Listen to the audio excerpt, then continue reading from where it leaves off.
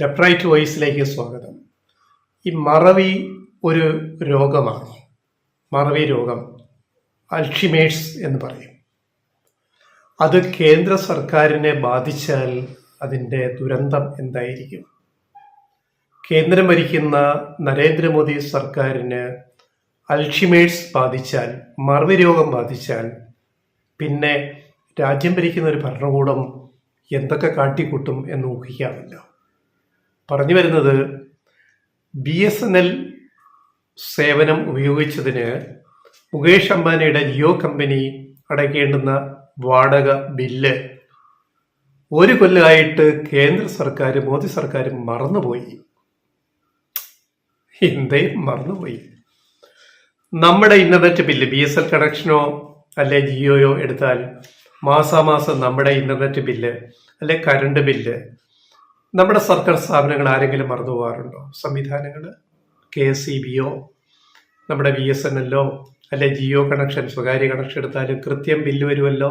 നമ്മൾ cable TV എടുത്താലും satellite TV വെച്ചാലും മറ്റേ ഇതുണ്ടല്ലോ, പിന്നെ ഹോം ഇതിലേക്ക് ഡിഷ് ആൻറ്റിന വെച്ചിട്ട് കൊടുക്കുന്ന കണക്ഷനായാലും ബില്ലിനകത്തൊരു വീഴ്ചയും ഏതെങ്കിലും സർക്കാർ സ്ഥാപനമോ BSNLോ അല്ലെങ്കിൽ ടെലികോം ഓപ്പോ അല്ലെങ്കിൽ സ്വകാര്യ ഏജൻസികളോ സ്ഥാപനങ്ങളോ കൃത്യം ബില്ല് അടച്ചിട്ട് നമ്മൾ പൈസ അടച്ചില്ലെങ്കിൽ അപ്പം കട്ട് ചെയ്യുമല്ലോ. ഇത് കേന്ദ്ര സർക്കാരിന് മറവി രോഗം ബാധിച്ചു.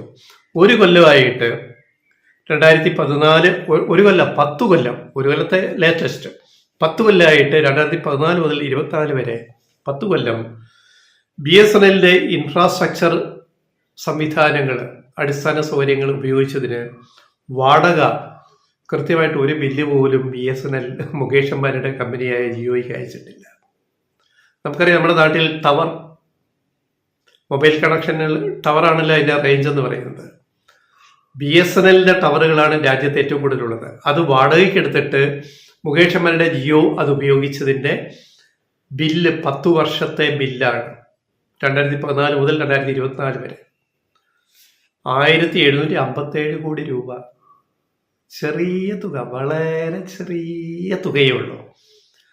മുകേഷ് അംബാനിയുടെ ജിയോ കമ്പനി കേന്ദ്ര സർക്കാരിന് അടയ്ക്കേണ്ടുന്ന തുക ചെറിയ ഒരു തുക. മറ്റേ സിനിമയിലെ കുതിരവട്ട മുപ്പിൻ്റെ കഥാപാത്രം പറഞ്ഞ പോലെ ആ ചെറിയ സ്പാൻറിങ് എടുത്തേ എന്ന പോലെ ഈ 1757 കോടി രൂപ ചെറിയ തുകയാണ്. അടച്ചിട്ടില്ല. അടയ്ക്കണമെങ്കിൽ മുകേഷ് അംബാനിക്ക് ബില്ല് ആരയക്കണം? BSNL അയക്കണം. അയച്ചിട്ടില്ല. മറവി രോഗം ബാധിച്ചു, അയച്ചിട്ടില്ല. അയക്കാതെ മുകേഷ് അംബാനി ബില്ലടയ്ക്കാൻ പറ്റുമോ? എന്താ അയക്കാഞ്ഞത്? എന്തേ അയക്കാഞ്ഞത്? ആര് തീരുമാനിച്ചു അയക്കണ്ടെന്ന്? അത് ആരോ മുകളിലുള്ളവർ തീരുമാനിച്ചു കാണുമല്ലോ. BSNL നമ്മുടെ ഉപഭോക്താക്കൾക്ക് കൃത്യം ബില്ലടയ്ക്കുന്ന BSNL കണക്ഷൻ, ഫോണായാലും ഇന്റർനെറ്റ് ആയാലും വൈഫൈ ആയാലും കൃത്യം ബില്ല് വരിക, അടച്ചില്ലെങ്കിൽ അപ്പം തന്നെ കട്ട് ചെയ്യുന്ന ഒരു സംവിധാനം ഈ രാജ്യത്തുണ്ട്. അപ്പോൾ ആരാ കളിക്കുന്നത്? മുകളിലുള്ള ആരോ എമ്പുരാൻ കളിക്കുന്നുണ്ട്. ഏതോ ഒരു എമ്പുരാൻ കളിക്കുന്നുണ്ട്.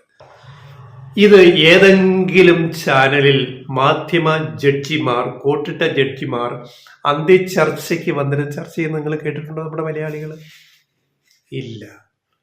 എന്തേ കേൾക്കാത്തത്?